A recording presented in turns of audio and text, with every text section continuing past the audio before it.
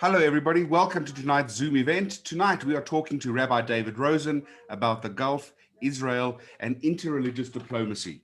I'm sure it's going to be a fascinating discussion. Thank you for joining us. We are just going to wait a few more minutes for people to join in, and we're going to be starting very shortly. Thanks for being here.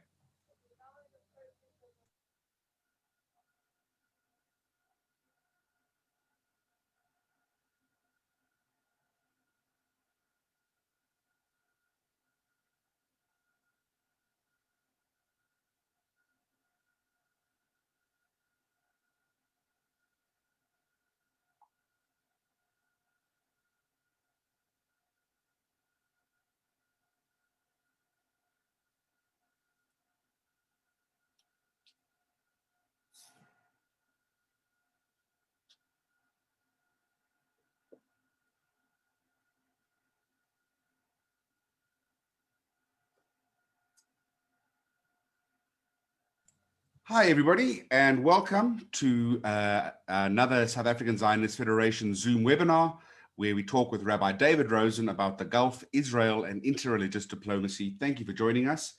We are going to be starting right now. So without any further ado, it is my great pleasure to introduce Rodney Masinta, Vice Chair of the South African Zionist Federation Cape Council and Media Chair. Thank you, David, and good evening to everybody, and a hearty welcome to you all. On behalf of our Chair of the South African Zionist Council, Cape Council, Esther Levitas, I'd like to thank you for being with us, and I welcome you all.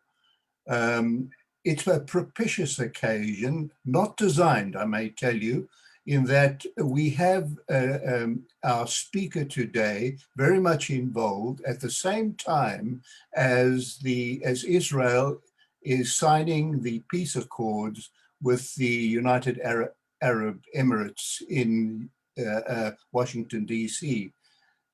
So I am so looking forward to hearing what Rabbi Rosen has to tell us. But first of all, let me just say that about you. I need to tell you that when we started these webinars some time ago, we had quite a bit of interest with our first one. And so it went on, increasing interest until today. We've doubled the first attendance that we had. And I would give credit to two things as far as that is concerned. The one is that these webinars have become more and more popular as people started to realize that we were not here propagating a certain political viewpoint, but getting people of experience and knowledge in to tell us their take on what the situation with Israel is. And we've had various people from politically the right, the left. We've had two Muslim Israelis who've spoken to us as well. I think that interest has meant that our audience has grown exponentially over the time. That's one reason. The second reason why we have a record-breaking audience tonight is our speaker himself. He's well known, he's well loved and respected, not only in our country, where he has a connection, but throughout the world. I think one of the reasons for the success is that we are not trying to instruct you. We are giving you a broad spectrum of opinions, and we're asking you to form your own opinions from that. Ladies and gentlemen, we're about to start the webinar here, and it gives me great pleasure to ask Rabbi Sam if he would introduce our speaker. That's Rabbi Sam Thurgood. Thank you. Thank you, Rodney. Good evening, ladies and gentlemen. I'm really excited this evening to be able to introduce our very wonderful, esteemed guest, Rabbi David Rosen. Rabbi Rosen has an entire Wikipedia page about him, which gives you some sense of the scope of his accomplishments. I've had the pleasure and privilege of meeting him and engaging with him on a number of occasions. And although I'll tell you a little bit about what he does and what he has done, what I hope to give you a picture of is the role that he plays and the value of that role. You know, Rabbi Rosen serves as the interreligious head for the American Jewish Committee, reaching out in interfaith throughout the world. He was just telling us before the course of a course he is giving to university students across Indonesia. But he has served as the chief rabbi of Ireland. He has served as the rabbi of the Green and Sea Point Hebrew congregation, the Murray Road Shul, and a member of the Cape Beth Din. He is a Knight Commander of the Order of St. Gregory and has received the Mount Zion Award, an incredibly impressive resume. But the point that I want to focus on is how Rabbi Rosen is able to use Judaism and to use religion as a bridge to connect people. And in an age in which there are so many issues that divide us, we live in a society with so many fractures, with so many points of dissonance.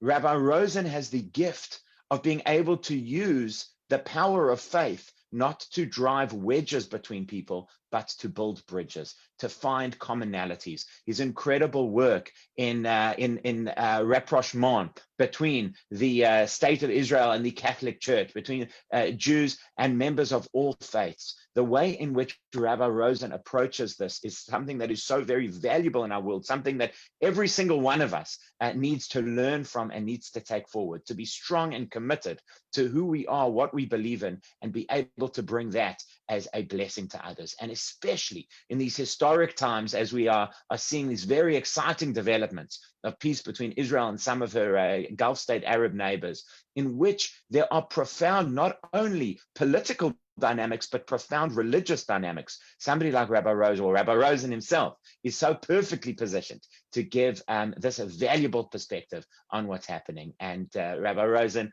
all of us are just so delighted and excited to hear from you. Thank you for joining us this evening. Thank you very much, Rabbi Thurgood. It's a great joy to be with you all this evening. I've given a number of webinars on this theme, as well as spending an inordinate amount of time since the impact of the pandemic on Zoom. But this, of course, is special because it's connecting with the community that is very much the bedrock of my own vocation. And in many respects, I see Cape Jury as my home community, even if you've got to be of a certain age now to even remember that I was there, had ever been there in the first place. So it's, I send you warm greetings from Jerusalem, where we've been for the last 35 years, and very happy to have this opportunity to engage so old friends and new friends, but who are all, by virtue of the South African connection, I feel part of the family. So the choice of the title that is set was essentially Rodney's idea, is, as he indicated, most propitious in terms of the timing, but also well phrased in terms of the breadth that we are looking at. Interreligious diplomacy is in fact precisely the field of my endeavor and work. And even though, it started all in Cape Town. In Cape Town, of course, it was during the height of apartheid, but it was actually out of special desire to reach out to other communities and to be seen to engage other communities and to bring our own community into greater familiarity with others, especially in the face of what once upon a time was called the color bar and the limitations of apartheid, that I began my whole journey into this field, where we started together with the other religious communities in Cape Town, and with the strong support of both Rabbi Doshinsky and Rabbi Sherman, Zichronam Livracha, the first Interfaith Forum, first Council of Christians, Muslims, and Jews. And then our motive was essentially, as I indicated, to show other communities that we really did care about them and wanted to be engaged with them. And my motive, of course, was, I would say, one of trying to combat a Chilul Hashem, a desecration of God's name, if we were seen in any way to be party to racism, and to be able to promote the Kiddush Hashem, sanctifying God's name, through that, giving that positive image. That's relevant to my topic now. But implicit in that is the major motive for interreligious diplomacy over the course of time. It's primarily come from minority groups who have had interest in interfaith relations because that served their desire to be understood and accepted by the majority. So very often interfaith is the impulse for interfaith engagement comes precisely from minority interests. Sometimes a majority, especially within a civil society, is interested in promoting tolerance and understanding between different communities, and therefore would also see it in a positive light. But if we think about the Arab Muslim world, until recently, it didn't seem to have any interest in other engagement, if you like, in terms of its own structures. And those majority societies didn't have the minority impulse. And even though within Islam, and I'm happy to clarify that in question time, there is in fact an injunction that no other religion has, which is precisely to engage, especially from the other members of the family of Abraham, other religions in dialogue and understanding. Nevertheless, this didn't really come forth. There, if you like, there wasn't perhaps the security, the self-confidence, or maybe even the curiosity for such. What changed the situation so that we were able to, as I hope to be able to clarify to you, utilize the religious dimension to prepare the way to facilitate for diplomatic innovation, and even more now to be a support structure and vehicle for diplomatic initiatives. In fact, even though at the moment we are focused, and I will return very much to the UAE, and of course we've got Bahrain in now as well, the lead actually came and in some way is still there, albeit behind the scenes, coming from Saudi Arabia. And my involvement actually has been uniquely with Saudi Arabia, even though very significantly with the UAE, as I'll tell you in a moment. Some of you may have seen that just before COVID-19 broke out on the world, I was received by King Salman of Saudi Arabia in the palace in Riyadh, the first ever rabbi and Israeli to have been hosted by the kingdom and to be received by the king. And that's been the culmination of a process, a fascinating process that actually started under the previous king of Saudi Arabia, Abdullah bin Abdulaziz, who in 2007 took an initiative to engage the religions of the world in interreligious dialogue. And why did he do that? And what motivated him to do that? What has driven the Gulf states and indeed the Arabian Peninsula into the field of interreligious engagement has been the crisis caused by September the 11th, 2001. Because as much as this was an attack on America and on the West, it was in fact a blow and an enormous shock for the petro-monarchies of the Gulf of the Saudi Arabian Peninsula. On the one hand, the perpetrators seem to be coming precisely from their bedrock, and therefore understandably the Western world pointed accusing fingers in their direction. But on the other, it was apparent that Islamic radical extremism was targeting them first and foremost. And as much as it was a danger to the Western and free world, it was first and foremost a danger to these monarchies, to these, if you like, traditional Islamic societies.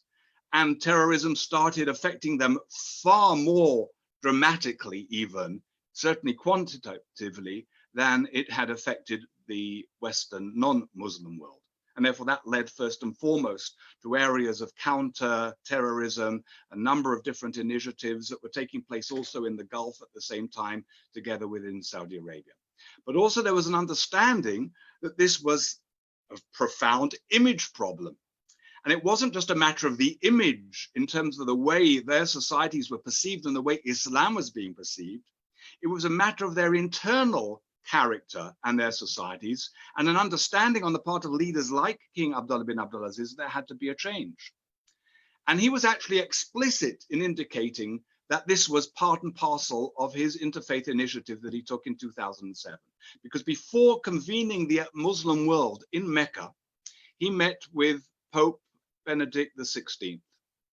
And I actually know about this conversation because of my intimate connection with the Vatican and personal friendship with Cardinal Jean-Louis Thuram, who passed away a year within the course of this last year, who was present at that particular meeting. And the King Abdullah said to the Pope, I want us to work together on an interfaith initiative to be able to promote interreligious understanding in the world, because, and this is the code, this is the slogan that has now become the mantra throughout the Gulf and in the Arabian Peninsula. There can be no peace amongst nations if there is not peace amongst the religions. Actually, we can give copyright to the German Catholic philosopher Hans Kung for that phrase, but this has now become the mantra within the Arabian Peninsula, that diplomatic relationships and political accord requires a respect for the identities of the peoples involved. Those identities are rooted within religious traditions, and therefore there has to be interreligious engagement in order to facilitate effective diplomatic advance and sustainability. And the Pope said to him, in so many words, look, this is all very nice, but in your country, we can't even openly worship, let alone build churches. Why on earth should I come in on this initiative with you? And apparently King Abdullah said to him, that's precisely why I want you to work together with us. We've got to change in our society, and we've got to be able to lead a society where there will be greater religious freedom, especially in the family of Abraham. If we are seen by our society to work together internationally, so we can start changing perceptions and attitudes within our own particular society. And I think he was sincere in that. But of course, as I indicated, there's also the desire to be able to present the image of Islam and of the Arab world in a more positive light. We live in a world where issues cannot be advanced purely in terms of what's called hard power, but there is soft power, and image counts. And in this context, religion actually is a rather safe back channel to engage communities and even to engage political entities without immediately putting your prestige and your interests on the line. It's very useful from that point of view. In addition to that, there is a specific Jewish angle. This interfaith engagement, both within Saudi Arabia and subsequently within the Gulf, was a multi-faith engagement. But there was already a very significant eye on the Jewish participation. First of all, you can't be credible in terms of interfaith engagement if you're not involving the Jews. But nevertheless, if your interests lie especially with regards to the United States as the most powerful entity within the Western world and within the non-Muslim world, or at least until recently, maybe China now is posing a significant alternative in that regard, then the Jewish organizations and representative bodies are very significant. Even if there's a little bit of a myth here, it's not totally out of sync with reality to perceive a disproportionate Jewish engagement within the political life of the United States. And more than that, if you can be seen as a positive force by the Jews, then nothing actually serves your image better, especially for those that are claiming that you are problematic precisely in relation to Israel and in relation, therefore, to world Jewry. Nothing can rehabilitate Arab Muslim countries more in Western eyes than being seen as philo-Semitic, and nothing probably can be more damaging in terms of their image than to be accused of being anti-Semitic. And that's a fascinating turn up for the books, that there has been that understanding, and as a result, some fascinating changes. Not least of all, in terms of the impulse, is the adage that my enemy's enemy is my friend. As much as we in Israel and all those that care for Israel's well-being are concerned about Iran's approach and her aspirations and her declarations and her involvement in promoting violence against Jewish interest, above all against Israel. Nevertheless, those countries, especially the petromonarchies, are even more directly threatened, and especially Bahrain, incidentally, where there is a unique demographic setup and where perhaps the Iranian influence is even greater.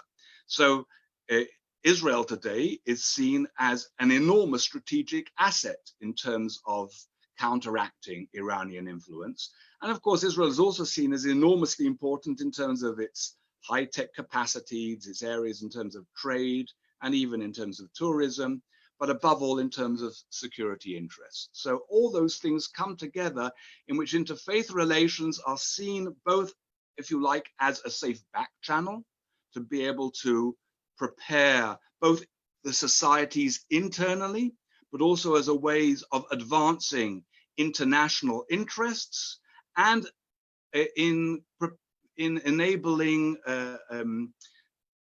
those who have previously been seen as adversarial to now be perceived more as friendly and ultimately as potential allies. The UAE, sorry, excuse me. So the outcome of King Abdullah bin Abdulaziz initiative was the establishment of a center in Vienna, because it was established together with Austria, Spain, and the Vatican, though the financing comes from Saudi Arabia, called KAISI, the King Abdullah International Center for Interreligious and Intercultural Dialogue. This was set up as an intergovernmental entity to be able to advance interreligious dialogue. It does some amazing work. You should really, if you're interested, I recommend that you Google the acronym KAICIID, KAICID, KAICID.org, the King Abdullah International Center for Interreligious and Intercultural Dialogue, which has done many wonderful programs and real engagement. Perhaps the most exciting of all, in which there's also been a South African participation of graduates from this particular program, has been the KAICID Fellows Program, in which young rabbis, young communal workers, young priests of Christian denominations, young Hindu leaders, Buddhist leaders, and young Muslim ulama, Muslim scholars and imams have been trained in skills of dialogue. And we've also been able to build up cadres for the next generation of interreligious leaders and pioneers around the world. So that program has really been amazing. But this center, while it belongs to those 4 national entities or political entities, actually has a board of directors, which is made up of religious figures. 3 Christians representing the Vatican, the Orthodox Patriarch, the Archbishop of Canterbury, 3 Muslims, 2 Sunni, 1 Shia. The Shia was the former Minister of Culture under Khatami, who is now in exile in London. 1 Buddhist and 1 Hindu. Thank God they're women, otherwise the gender imbalance would be outrageous. And I'm the Jew. And the story behind that is really quite fascinating in itself. I don't have the time to go into that now, but I don't think that originally the Saudis had anticipated, let alone desired, having an Israeli on the board of management of the center that they were going to establish. But in the end, I think they saw the advantage. And if you like, it's an advantage which we see and play, which is that I am both diaspora, in that I am responsible for the interfaith work around the world for the American Jewish Committee, and I'm also Israel. When they are criticized for having an Israeli, they can say David Rosen is AJC. When they're criticizing for not having an Israeli, they can say we have David Rosen. So my presence suits them from a strategic point of view, and it suits us. But the result of being on this board has been amazing for me, because it has enabled me to meet with religious leaders from around the Arab Muslim world, and especially from Saudi Arabia, who I not normally have the opportunity to be able to encounter. And the opportunity is not only for me, but above all, for the opportunity to overcome stereotypes and negative perceptions of my interlocutors. In fact, it's quite amazing to see these major Muslim religious scholars and leaders encountering me initially, not quite knowing who I am, and therefore there is first and foremost the largesse of Arab hospitality and graciousness, until they realize they're speaking to a Jew, speaking to a rabbi, speaking to an Israeli. And you can actually see the fear in their eyes, because they have been sold and brainwashed with such negative propaganda about Jews and Israelis that they really think that I'm a danger to them. And it's fascinating to be able to see their eyes as I speak a little Arabic, but as I know a certain significant amount of Islam, and I speak respectfully to them, and we could talk of topics that are part of their world. And you can see this fear turn to puzzlement, and then puzzlement turn to something different, in which they begin to discover this guy actually not only is a threat, he seems to be actually a friendly fellow, and maybe he's a guy with which we can have a certain amount of dialogue and understanding and promote that with. And I've been able to establish these friendships. And one of the most amazing friendships has been with the Secretary General of the Muslim World League. This is the most important Muslim body, most extensive and most wealthy, is a world Muslim body. You could compare it something like to a religious Jewish agency for Israel. And it was historically the vehicle in which the most narrow interpretation of Islam, often known as Wahhabism, was being propagated from Saudi Arabia around the world through building mosques and sending out people from Saudi Arabia who were very often totally inappropriate for the cultural and sociological context that they were entering into, and causing a great deal of problems within those societies, and exacerbating and generally advancing radicalism and extremism, which they are now suffering, or they have been suffering from in the course, especially of the last 20 years. And under the previous king, King Abdullah, and now especially under King Salman and his son, Mohammed bin Salman, this whole organization has been overhauled. And the man who had been appointed previously as the Minister of Justice is the new Secretary General, Dr. Muhammad Al-Isa. And through Kaisid, I've been able to develop that friendship with him. That friendship led through many different stages, which is a story to be able to tell all in its own right. But the bottom line is, as a result of that, AJC established a formal engagement with him as the head of the Muslim World League. And we took him and a delegation of 50 major Muslim leaders to Auschwitz on the 75th anniversary of its liberation. This was an amazing event, enormously powerful, not just for the Muslims, but for those of us who had even been to Auschwitz many times, to be able to see how they were affected. And particularly moving that when it was midday prayers, there at Birkenau in front of the monument, they all prostrated themselves in prayer at that particular time. There was a great sense of solidarity. The next day, we were actually all together in Warsaw, and many of us joined the Muslims at prayer in the mosque in the midday prayers. And they came to the shul, to the Nozik shul that evening, incidentally, the shul where the late Cantor Lichterman had been the chazan. And we had a service there, and they participated in our religious celebrations. That evening, we had Shabbat dinner together. We prepared a Shiron Zmiron in 4 languages, in English, Polish, Hebrew, and Arabic. And we had all our Arab guests together with us, who we taught how to sing Zmirot. And then we sang Shir HaMalot, B'shuv Hashem et Shivat Zion, Ayinu K'cholmim. When God returned the captivity of Zion, we were like dreamers. So we were able, if you like, to get in subtle religious ways our diplomatic and even political messages across. That itself is a demonstration of how you can constructively use religion in a way that very often you can't through a direct political avenue. Very often, if you use languages that seem to talk about historical justification or United Nations resolutions or the impact of the Shoah, there are all kinds of responses which I could elaborate upon if you want me to, which your interlocutors will often throw back at you, and you won't make very much headway from interlocutors from the Arab Muslim world. But the moment you speak in religious terms, the conversation often changes dramatically. And there is the capacity to understand what the attachment to Eretz Israel means as the Qibla Kadima, as the original place of prayer, as a place of devotion, of religious attachment, that actually opens up and changes perceptions very dramatically. The UAE came into this much later, and in fact, only in 2014 did it really start moving into the interreligious field significantly, but quickly caught up and overtook, and in a dramatic way, and now has 3 different ministries functioning in this field with which I've been able to interact and be involved in.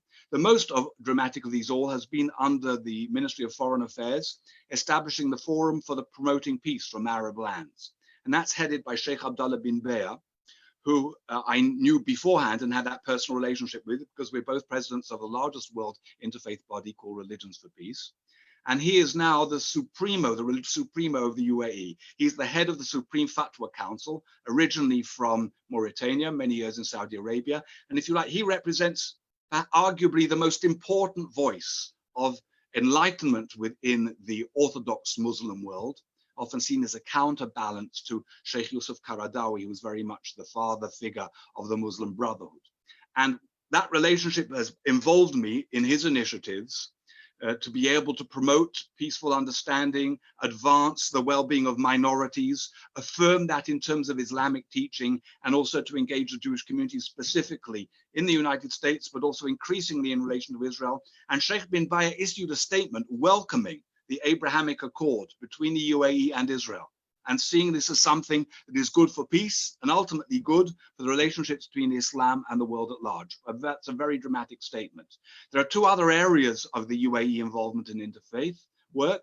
There is a Ministry of Tolerance that was established, and a Year of Tolerance, which was last year, which facilitated the Pope's visit. And probably you know that they are now building in Abu Dhabi an Abraham House, which involves 3 different buildings already beautifully designed and construction already commenced, where there is a mosque, a church, and a synagogue. And it's fascinating in terms of the involvement, which I can also tell you more about if there is time to be able to discuss that. But finally, there is also under the Ministry of Interior something called the Interreligious Interfaith Alliance. And that's primarily focused on combating radicalism and extremism, and above all, promoting security, not least of all for children within the digital age. So combating all kinds of destructive radicalism. And that's also involved, and I've been very much involved in that in terms of all this interfaith area. All this has been part of both changing image, changing perceptions, facilitating diplomatic advancement, and now will be used even more to be able to promote that and strengthen that. I will close with a quote from the Minister of Foreign Affairs of the UAE, Sheikh Abdullah bin Zayed, who spoke exactly last September at the UN, in which he said, based on our conviction that world peace can only be achieved through achieving interfaith peace, the Peace Promotion Forum launched an international initiative to build an alliance between the religions of the Abrahamic family that transcends the logic of religious controversy and moves to the logic of encounter and understanding based on international conventions and the spirit of human values. So, as I indicated, it's not all simply L'Shem Shamayim because they really believe in those values, though I believe they do.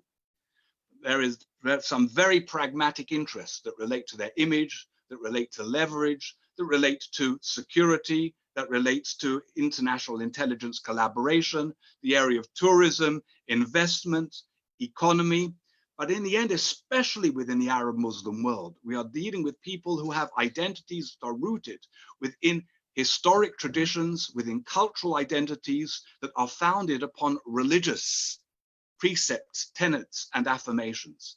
And therefore, religion becomes a critical tool to facilitate the advancement of those political and diplomatic initiatives and to ensure that the societies can support them in a manner that can assure their sustainability and their stability. Even within petromonarchies, even within autocratic structures, political leadership comes and goes and changes and isn't by its nature always stable, and diplomats come and go.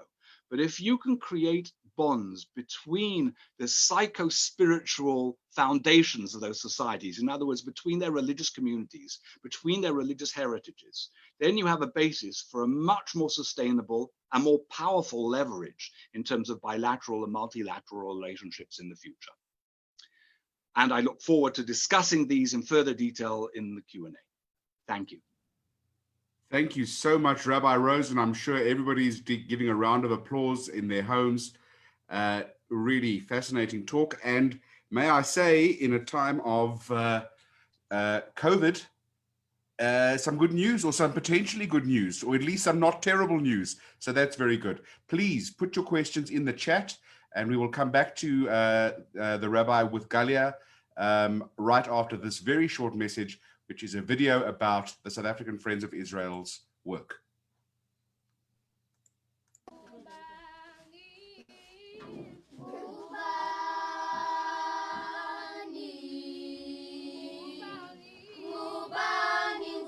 My name is Nikki Winifred Linda.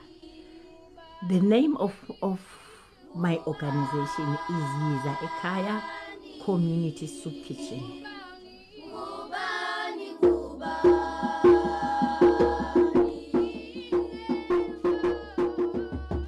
We are helping the referrals from the clinic, children, unemployed, also the children who are the head in their houses, like parenting their homes, and abused old women. Through this COVID-19, Julie has helped us a lot. because we are in need of these things, food, sanitary pads. He helps us about the mask. That's the main thing, that we are really running short of masks. I wish we can have people like Julie, because a lot of corruption out there. There are many abuses in here, but we don't have centers. That was my wish, that we can have a big center in Hezekiah for abused women. I'm a Christian myself, but I'm so happy that today the Jewish are with me.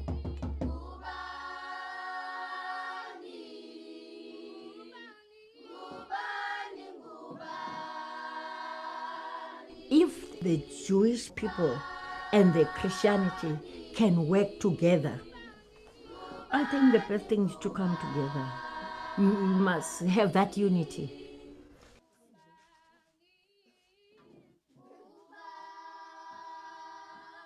Thank you very much for that. Please, if you are in any position to, please do donate any amount. No amount is too big or small. It's really going to a good cause. I'm also going to take this opportunity to quickly tell you about our next SAZF Zoom event, which is on the 30th of September at 7:30. We'll be speaking to Seth Fransman. Can Israel's growing relationships in the Middle East and Africa counter extremist Muslim technology? So please do join us for that. And with that, it's back to Galia to moderate your questions from the chat. Thank you very much. Thank you, David. And thanks also for playing that video, David. It was a very fitting video actually to watch in light of many things Rabbi Rosen was just talking about. And Rabbi Rosen, thank you as well for all of your insights and very, very deep personal understandings that you shared with us around some very important themes. And I would encourage all of you, this is a tremendous opportunity to engage with Rabbi Rosen. So please do feel free to place your questions in the chat. Rabbi Rosen is more than happy to answer questions and to spend some time engaging with us tonight on these different themes and different issues. And I can see a few coming in already. And what I'm going to do is start with David Lazarus, who's posted a question. And Rabbi Rosen, David's question to you is, how do you reconcile the blatant anti-Semitism within the Quran with the Islamic leaders? And are they aware of it and willing to moderate it in any way to achieve the interfaith objectives of peace and tolerance amongst the religions? So the Quran is a complex work that that contains the messages that the Prophet Muhammad communicated, or that Islam believes were communicated to him, and then which were then handed down to his own particular community. And obviously they reflect the conditions that he encountered during the course of his lifetime. They are rooted very much, we would say, from a critical point of view, within his encounters with Christians and Jews, probably more with Christians. And therefore the narrative of the Hebrew Bible were familiar to him, and probably even midrashic material, which we can see as being the source of many different stories and narratives within the Quran. And every time the Bani Israel, the children of Israel, are mentioned in a very favorable light. And the affirmation, of course, Islam will always tell you that the prophets, who are the focal figures within the Jewish biblical narrative, are seen as their prophets, and they seek basically to affirm their unique significance. More than that, the Quran also speaks specifically of the special promise of God of the land of Israel, and that the whole narrative that brought them there. And therefore, in many respects, affirming those narratives in the Torah, the Quran could be seen as philo-Semitic. These can be seen as very positive towards Jews. Some of the passages that are negative with regards to Jews are the result, as I say, of those particular experiences from Muhammad's perspective and his followers. Not least of all, that even though he made a treaty with 12 tribes in the Medina area. The narrative within the Quran presents three of them of having essentially reneged and sold him out.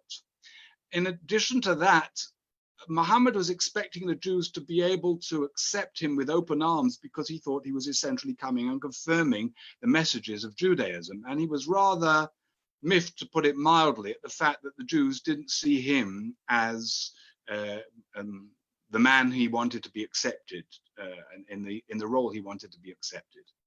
It's also not clear as to what kind of tribes were those tribes that were interacting. Some are from, if we can take the Quran at its face value, they seem to be a little bit syncretic and not necessarily reflective of normative Judaism. But the bottom line is that as the experience on the part of the Prophet and his followers was not overwhelmingly positive in their interaction with Jews, there are some negative passages within the Quran. I would say that if we compare those positive messages that I spoke about before to those negative ones, the former are overwhelming. And many Muslim scholars, of course, will acknowledge that there are some negative passages within the Quran. I wouldn't call them anti-Semitic, but we could argue as to exactly what is anti-Semitism in that respect.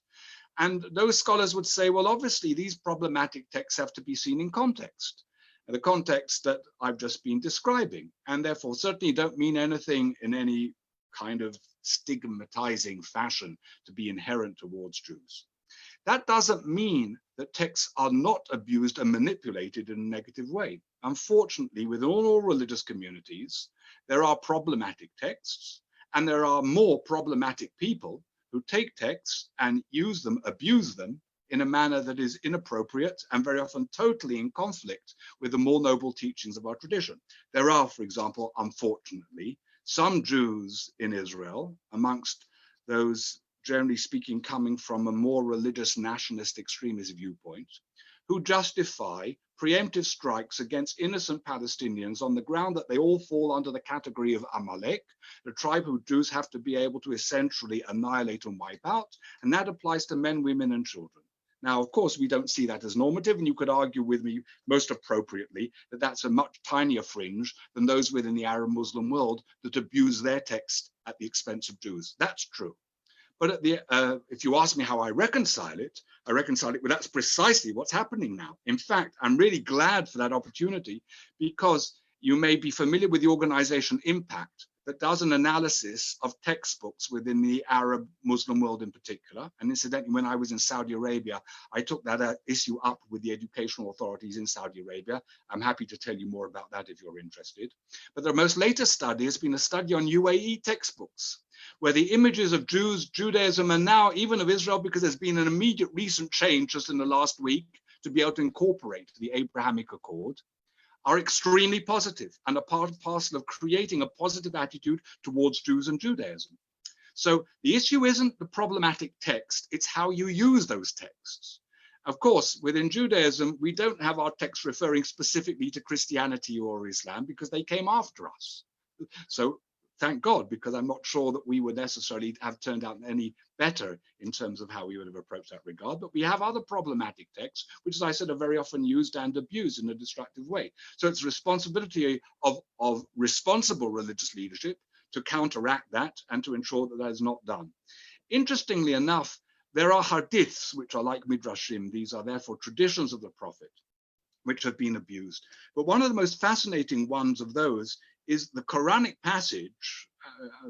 It's actually a Quranic passage. There are hadiths that have been abused, but there are Quranic passages that have been abused. And one of the most notable one is the reference to Jews as apes and pigs.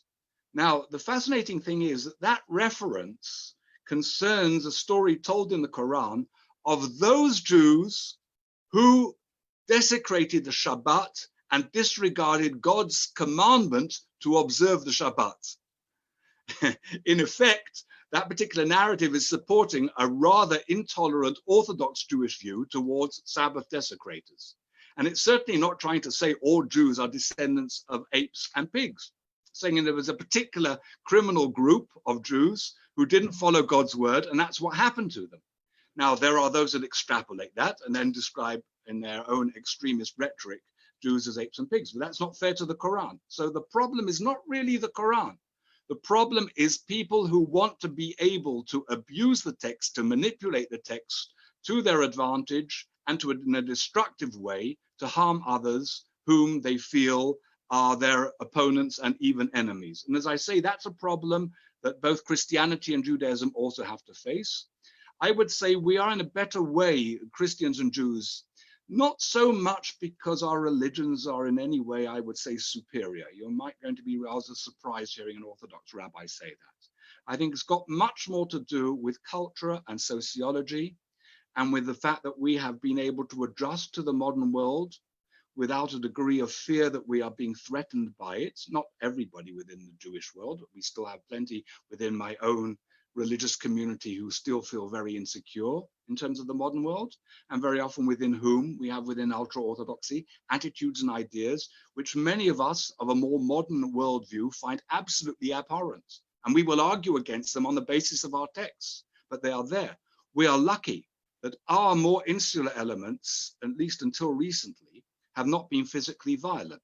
But then you have people like Baruch Goldstein and Yigal Amir, who are violent, who were violent, and who did terrible things, believing it to be in the name of religion. So again, I agree, the proportions are very different. These are quite exceptional, and within the Muslim world, it hasn't been so exceptional. But still, nevertheless, the vast majority of Muslims who I encounter traveling throughout the Muslim world are people who simply want to put bread and butter on their table for their children. They're not interested in defaming Jews. They're not interested in being violent to Jews. They're not interested in hating Jews.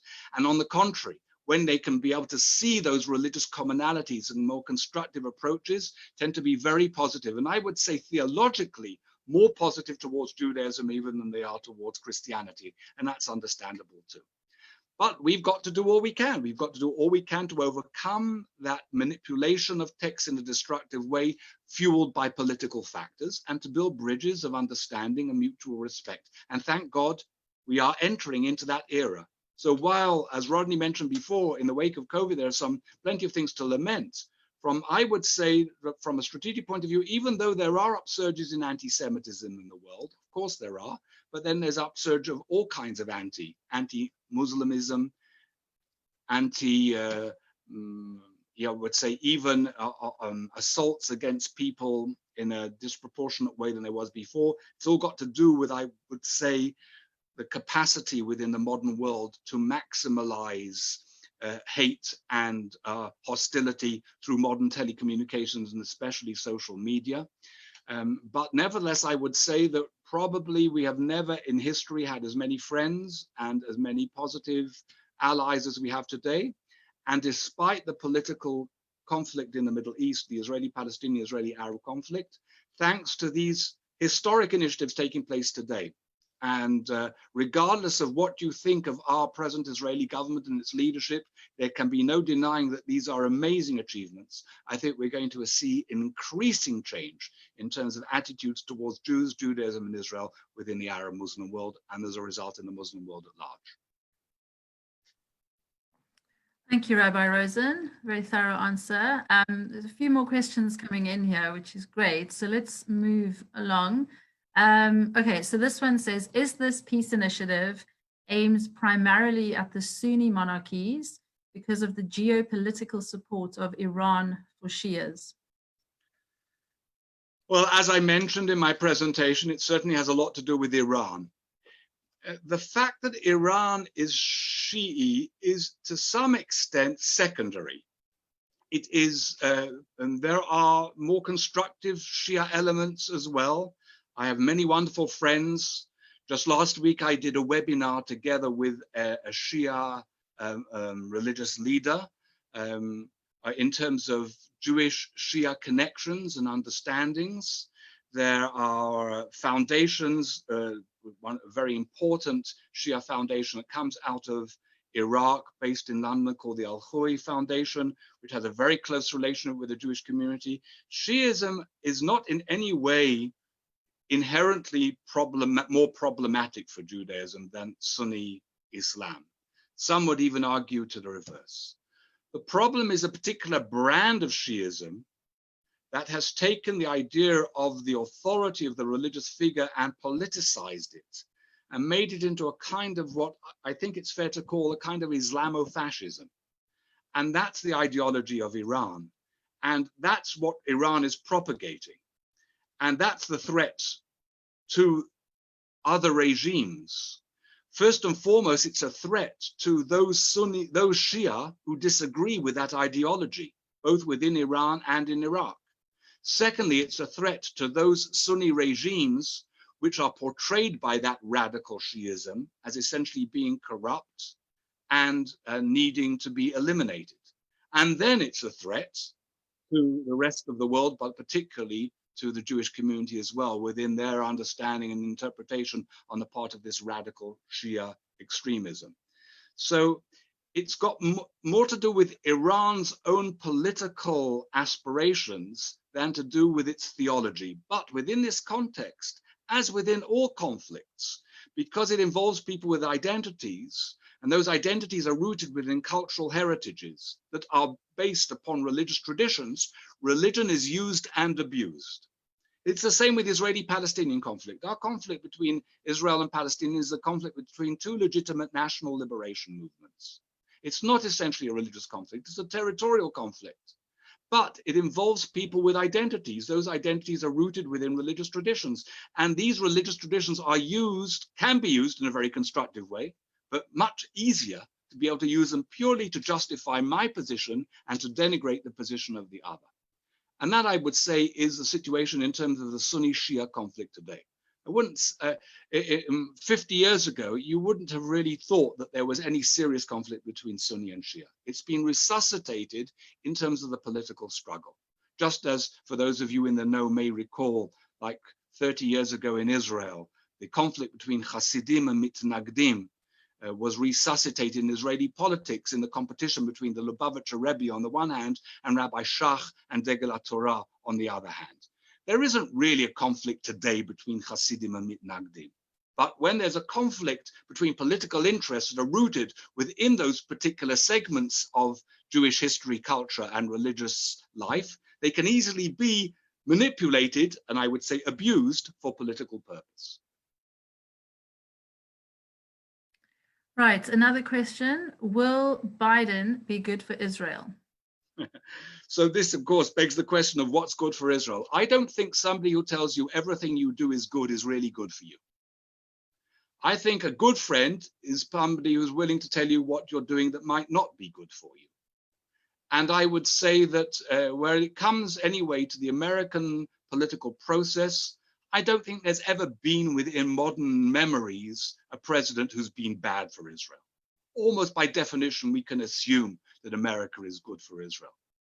But I would say that somebody who enables Israel to live more peacefully with her neighbors is somebody who is good for Israel. And I think that if Biden will be president, that he would want to be able to promote that. But then in fairness, regardless of what you think of Donald Trump, in his own particular role in facilitating these particular agreements between the UAE and Bahrain, he has certainly made a significant contribution to Israel's security and well-being. Thank you. There's a question here on a slightly different theme, so I thought I would go to this one first. Does Rabbi Rosen have any information on the research into recently opened Vatican archives?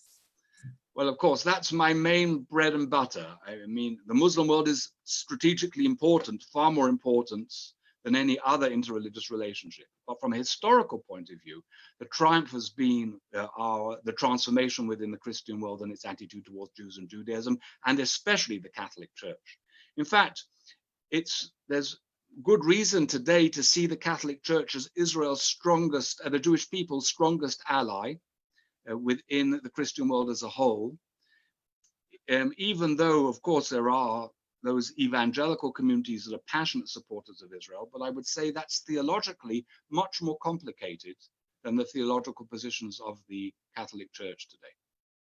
So the opening up of the archives is a very significant step that was already promised by the previous Pope, that has now taken place under this Pope. if there ever was any kind of smoking gun that could either incriminate the Pope during the period of the Second World War, if there ever was, it will certainly be removed, and one's not going to discover anything of the sort.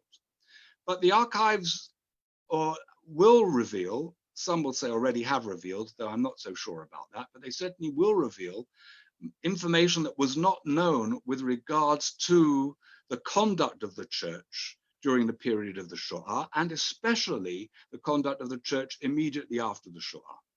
So that's interesting material. The big question with regards to Pius XII has to do with something of a hypothetical question. There is no question that Pius XII was not a Nazi. He was not a Nazi. Even though he did try to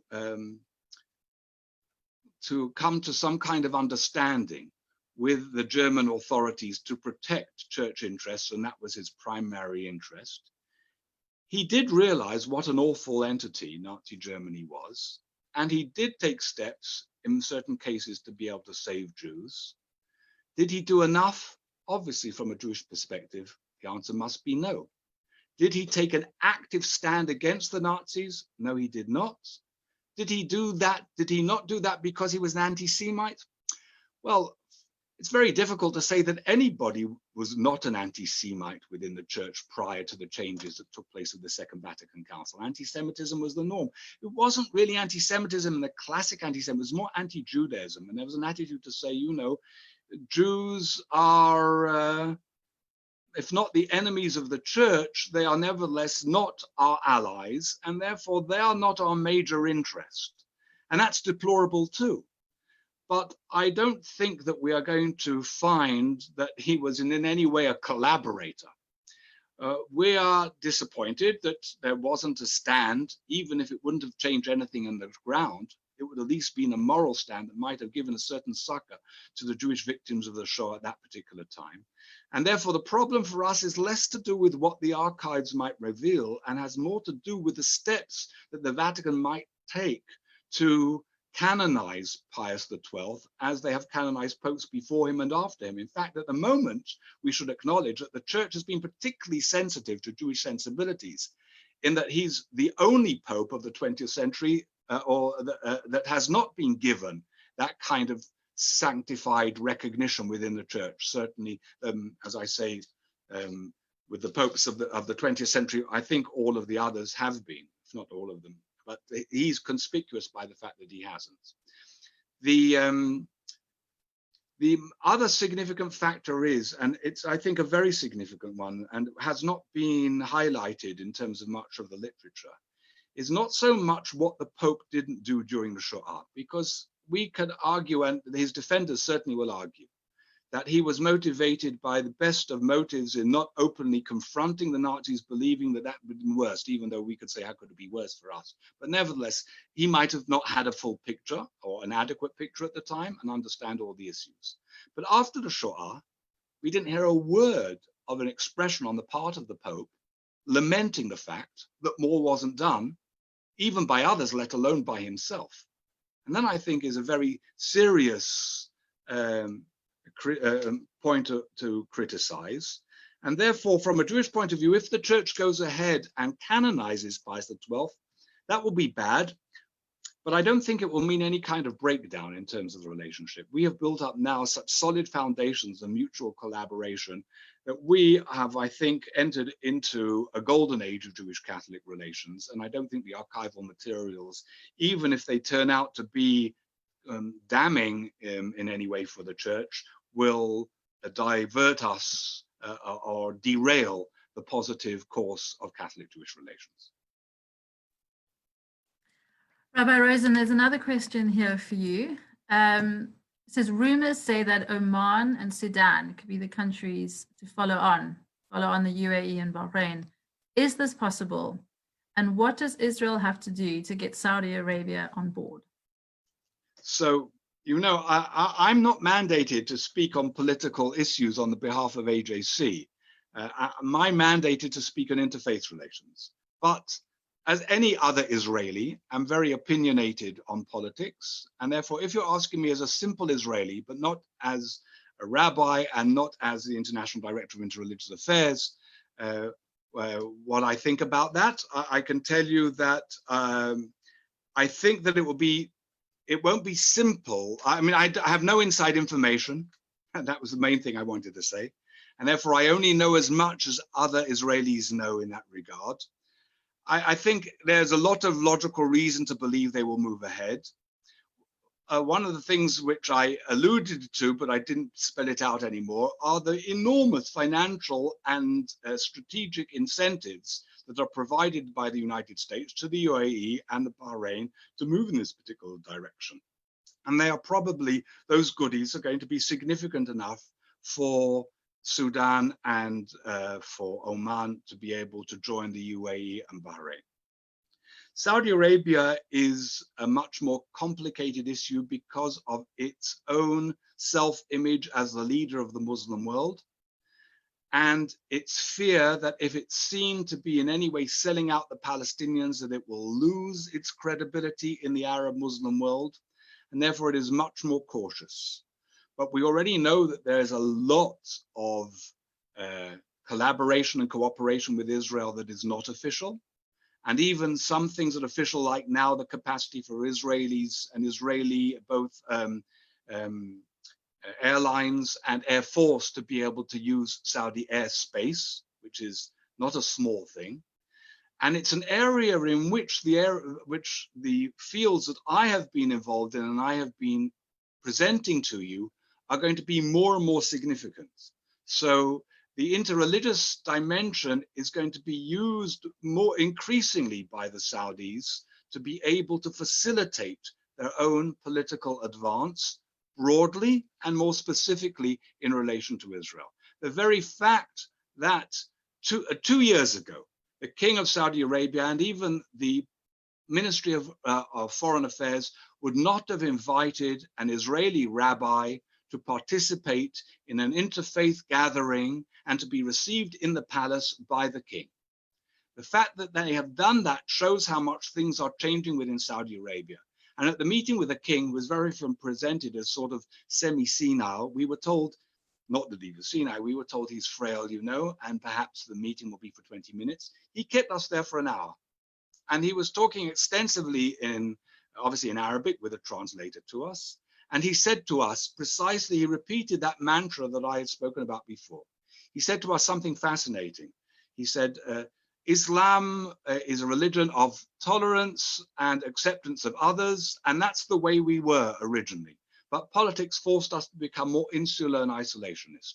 We are now returning and restoring the enlightened heritage of Islam to be embracing of diversity, and in that process, interfaith relations are critical because there cannot be peace between nations if there are not peace between religions. So that in itself is a statement, regardless of its historical revisionism and lacking, a proper auto-critique.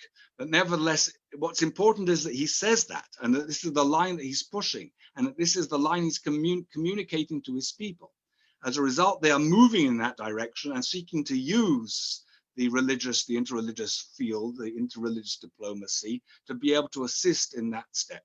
They would like to move ahead. I've had conversations with Saudi princes in which they've said to me, we look forward to the day in which we will have full diplomatic relations with Israel, but we can't do that if there's no movement on the Palestinian front. And therefore, even though I'm not mandated to talk about the political dimension, nevertheless, I would say that were something to happen in terms of the Israeli-Palestinian relationship, simply even if it was just getting back to getting to the table together and talking about the possibilities of a two-state solution, I think that would in itself open up the door for the Saudis to be able to move ahead politically and diplomatically.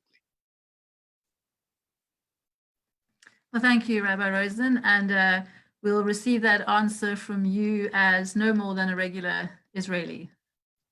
This has been a wonderful Q&A time. What I'm going to do, I think, is I've got, I think we've got time for about 2 more questions. So let's have a look and see. I want to make sure lots of people get a turn to ask questions. Here's one.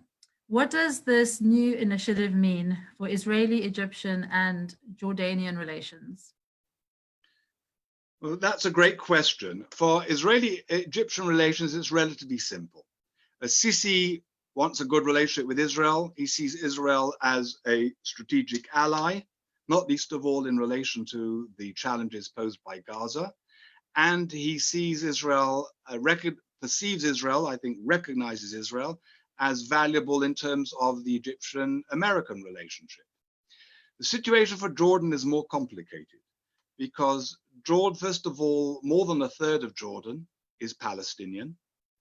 And if the Palestinians feel that they have been jilted and that they have not been brought in on a particular process, and that leads to any increase of violence and instability within Palestinian society, that undermines Jordan's interests. And Jordan is in a very vulnerable position, especially economically, in terms of the masses of refugees that they have taken in from Iraq and from Syria.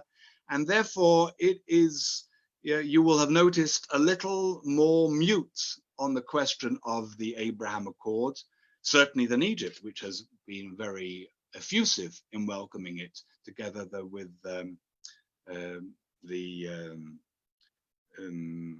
other countries that have been mentioned from Oman and from Sudan, and even, as I said, in terms of religious leadership, even coming from Saudi Arabia. So Jordan's situation is delicate. But obviously, Jordan wants to be able to see a resolution, not simply to the Israeli-Palestinian conflict, but to Israeli-Arab relations generally. And it has a positive relationship with the UAE, and obviously with Bahrain, and with Saudi Arabia.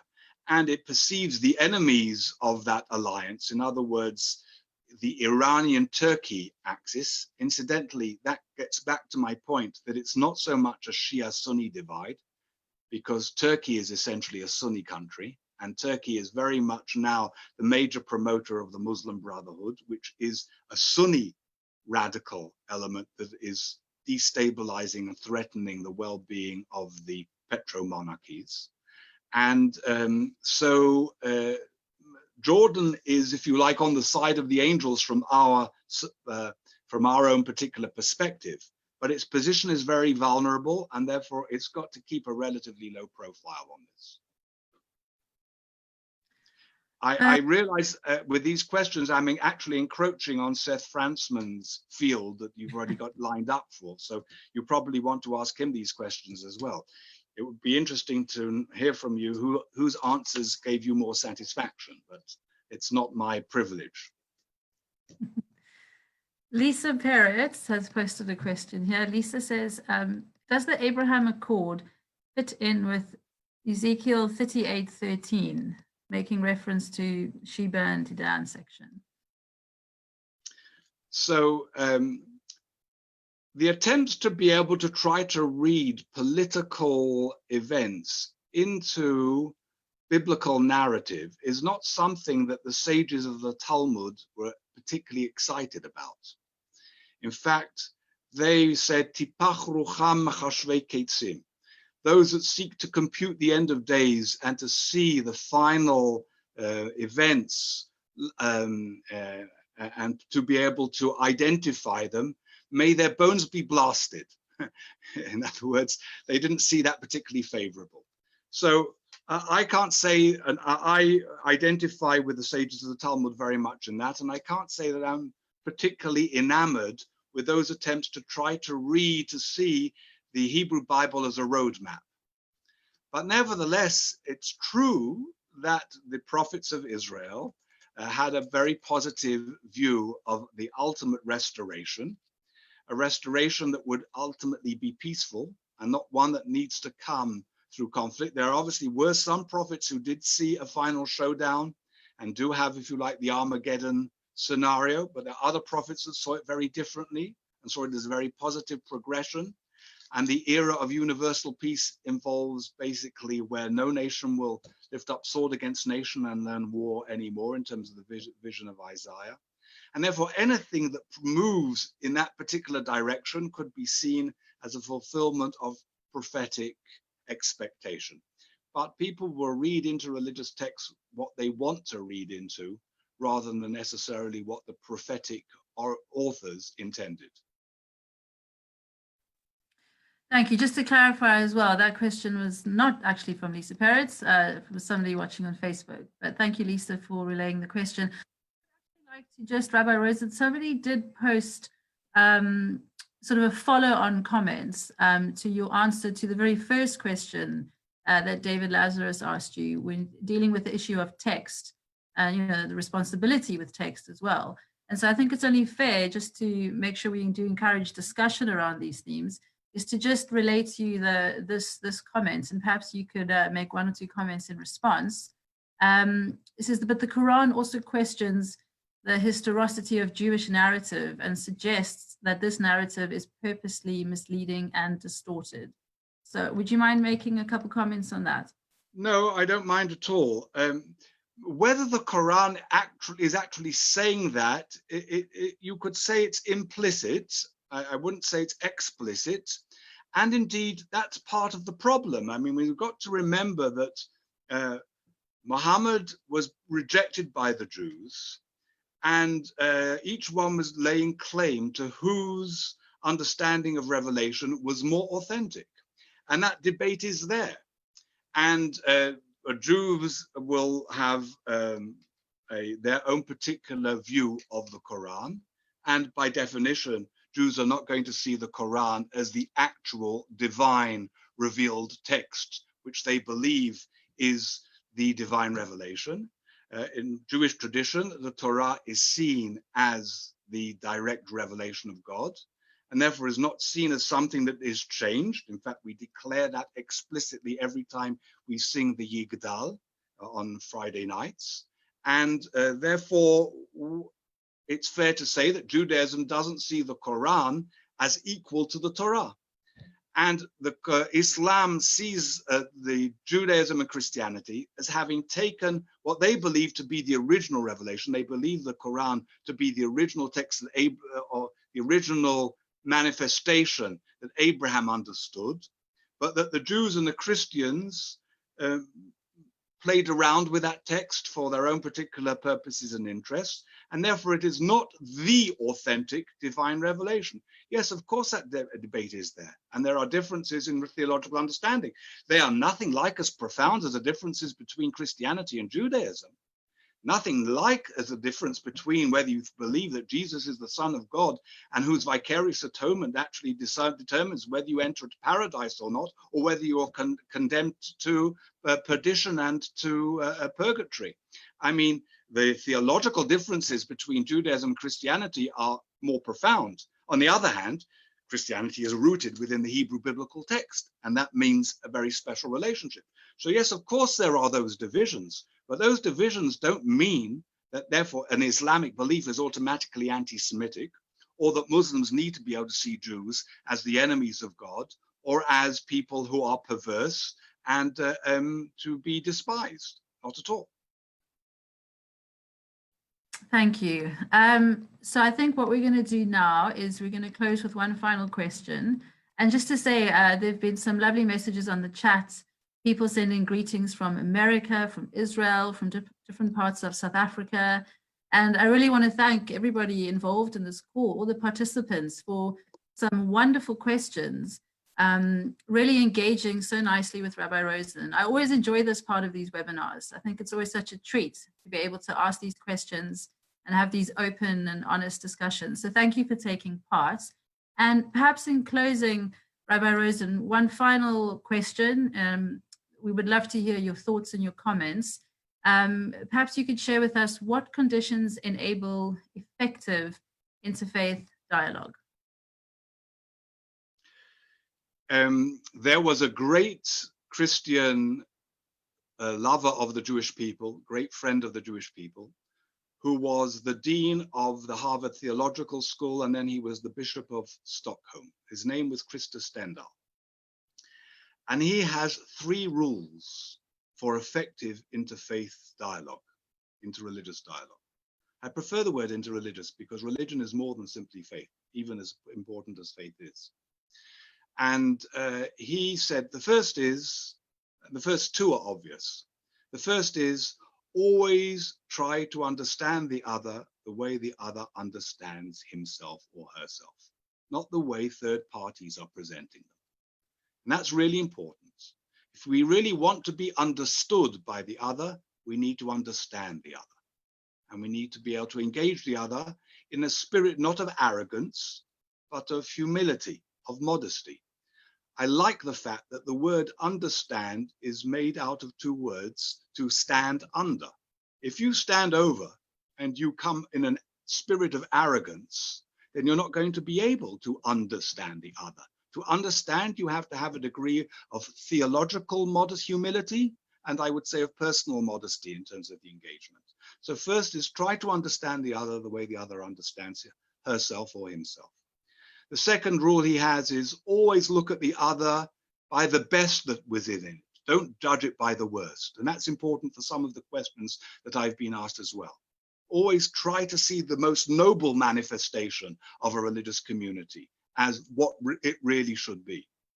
But then he has a third thing, which is really lovely.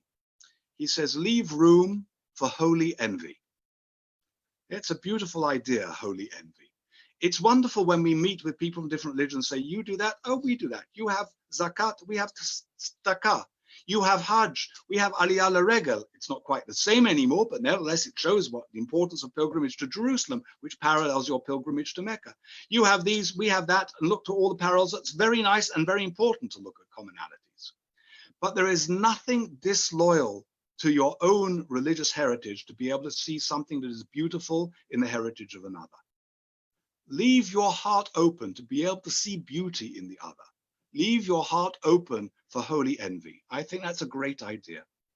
If we come in that kind of spirit, and above all recognizing that every human being, regardless of sex, color, creed, is created in a divine image, that every human being is a child of God, and that no matter even, says Rabbi Tanchuma on the basis of the famous discussion between Rabbi Akiva and Ben Azai, no matter how another has behaved, you should never say, because I was cursed, let my fellow be cursed. Because I was despised, let my fellow despise. Because if you do so, know who it is you are cursing and despising. Because in the image of God, he made the human person. Every human person is a manifestation of it, and we need to be able to find and see that divine within the other. If we engage one another in that spirit, we will only be blessed through interfaith encounter, and we will only overcome misunderstanding, misrepresentation, and dangers that have plagued us in the past. Thank you so much. I think that's a really uplifting and really positive way to close this Q&A time. So Rabbi Rosen, thank you so much for answering all of our questions and for sharing your heart with us and for sharing all of your insights with us. We so appreciate it. And I would like now to hand over to Advocate Jonathan Silk, who is the Honorary Life President of the South African Zionist Federation. And Jonathan would like to say a few words in closing. David, it gives me a great privilege for me to be able to thank you this evening for such a spectacular and outstanding address.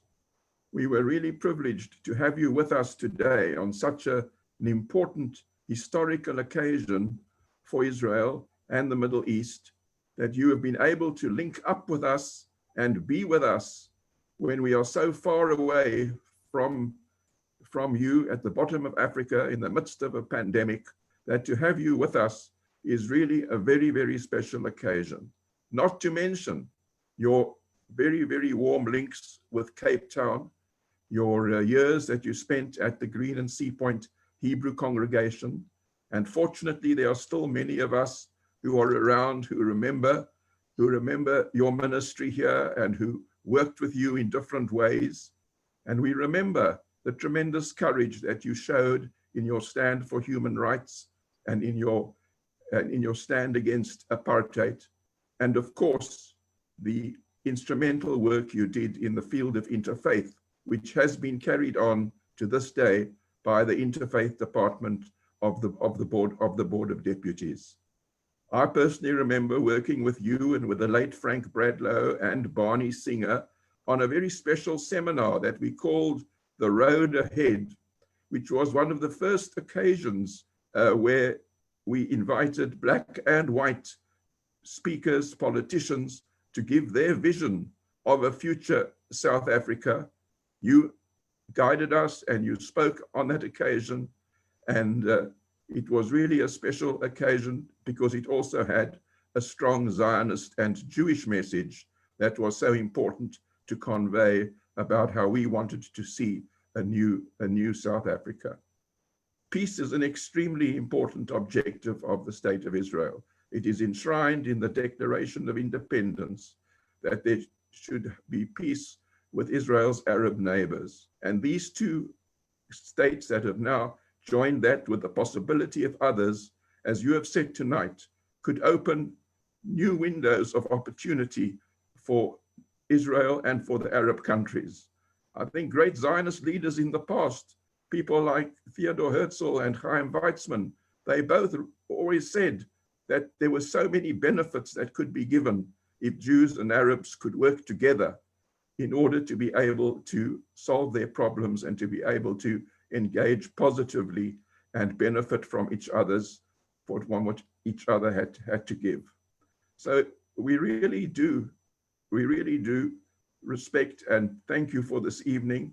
We also know and understand the tremendous courage that you show, whether you're working in the field of Islam relations or whether you were instrumental in the rapprochement between the Catholic Church and the Jews of the world, that you have pioneered areas where few other people have actually been able to pioneer. You have broken new ground, and not everybody can say that.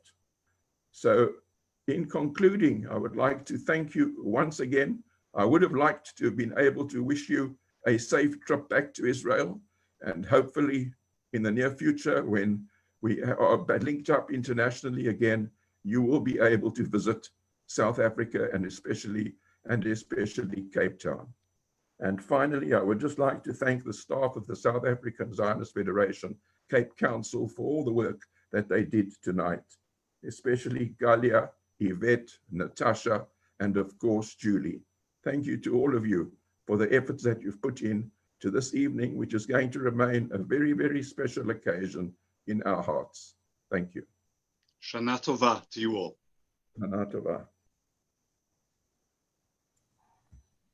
Thank you very much, everyone. That will conclude our Zoom event for the day. Thank you for joining us. Thank you, Rabbi Rosen. I'm sure I speak for everyone when I say that was truly fascinating, and the world could do with more people like you across the board. So thank you for that.